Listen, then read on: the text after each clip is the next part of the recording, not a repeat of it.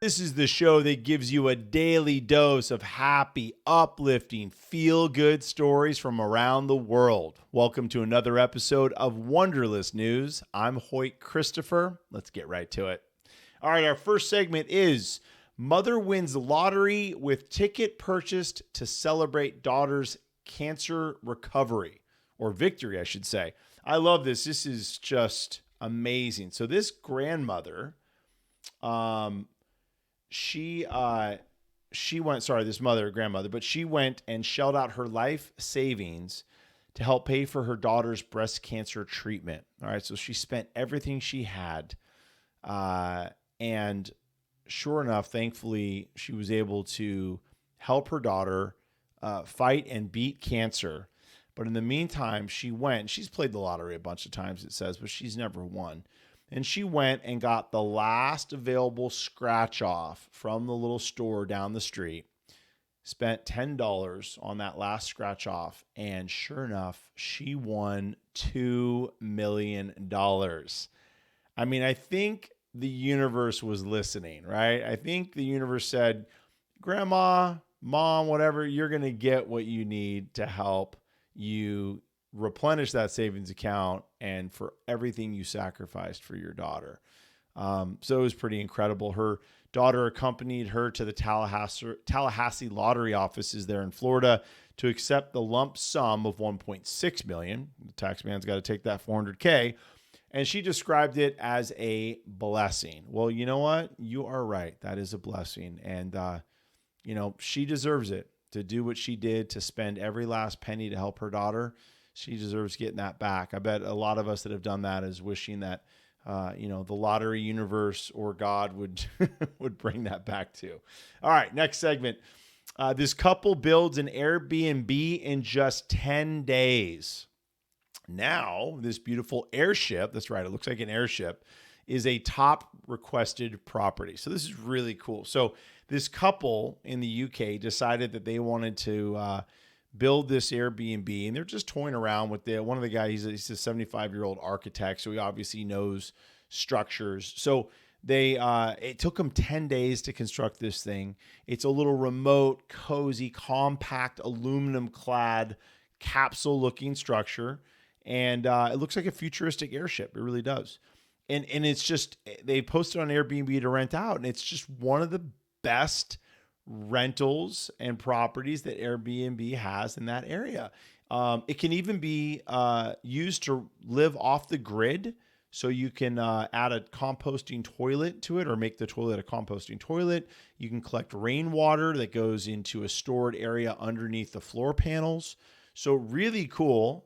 Maybe more of this ship could be constructed and sold around the world as not just an Airbnb, but a place that people could, end up living on their property, their remote property that they bought somewhere, I love it though. Good story, fun stuff. And, another reason to check out some interesting structures on Airbnb.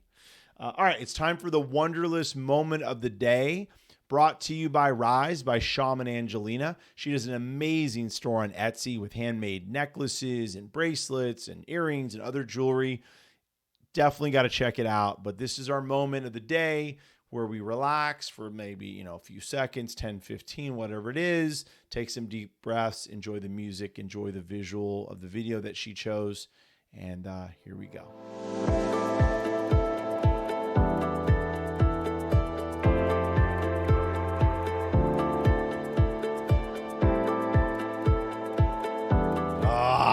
Thank you, Rise by Shaman Angelina. Love that. I love having those moments to just reflect for a second in the middle of the show for you and for me. So, all right. So check her out. Her store again. The link to her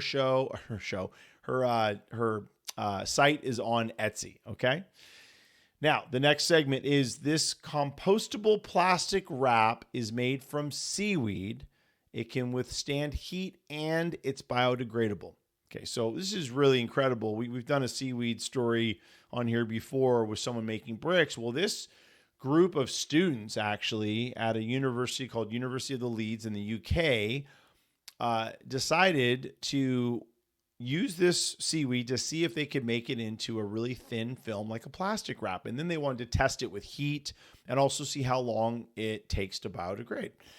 So, interesting fact, normal plastic wrap that we use at home, it actually can take months to over a year to decompose, right? We know it can withstand heat because we put it in the microwave and other things. But this seaweed that they made not only could withstand the heat that we normally use our plastic wrap in, or at times do, but it biodegraded in like 3 weeks. So can you imagine, the landfills and everywhere that the plastic wrap that we use all the time gets thrown away if it just, biodegrade, disintegrated, whatever, in 3-4 weeks? Incredible. So it's look, it not only that. Oh, here, the other part too is that not only plastic wrap, but they're looking at seaweed, like this seaweed, like we talked about for bricks, for building, but now also plastic wrap. They're also looking at it being versatile to help in other areas. They see that it's also possibly good to make diapers out of, which is incredible. It's good for the baby's skin, apparently. I don't know, but okay. We hear about seaweed wraps and masks, right? And the cosmetic industry. Now we're talking about seaweed diapers. Why not? All right, so now it's time for our Wonderlous thought. Let's talk about using less petroleum-based plastic products and using more biodegradable, reusable products like the ones we talked about with seaweed. So we know that petroleum-based plastic, not plastic wrap, but plastic, takes way too long to biodegrade. And there are other ways to make plastics that we use here around the world that would biodegrade a lot sooner. Okay, so we've heard about the Great Pacific Garbage Patch, that giant place in the middle of the Pacific Ocean that is just plastic after plastic after plastic that's all clumped together and it looks like an island, but it's not an island.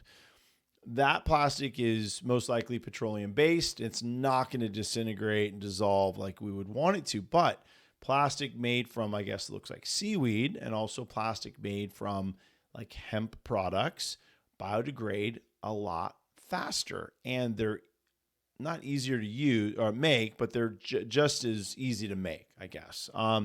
So, I think the thought is, again, using less petroleum-based products, using more plastic products, or making products out of plastic using less detrimental methods like petroleum, right? So using something that biodegrades quicker.